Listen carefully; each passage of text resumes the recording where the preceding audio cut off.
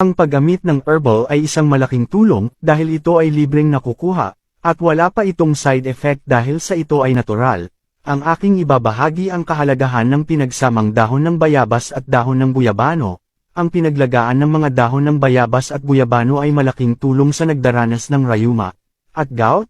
Sa pamamagitan ng pag-inom ng pinaglagaan nito ay inaalis ang mga toxins sa loob ng ating katawan, at nililinis ang atay, kidney at kolon na siyang nagiging sanhi ng malalang karamdaman.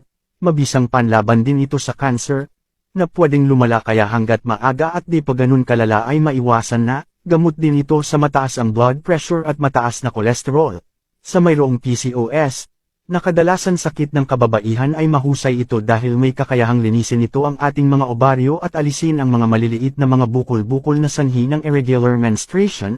Sa mataas na uric ay gamot din ito, pampababa ng creatinine, gamot sa sore throat, sa infection sa bibig, sa namamagang prostate gamot din ito, at para makuha ang benepisyo, kumuha ng 10 dahon ng bayabas, at 10 dahon ng guyabano, hugasang mabuti at magpakulo ng 1 litrong tubig, sa loob ng 15 minuto, at pagkatapos ay pwede mo nang inumin ito.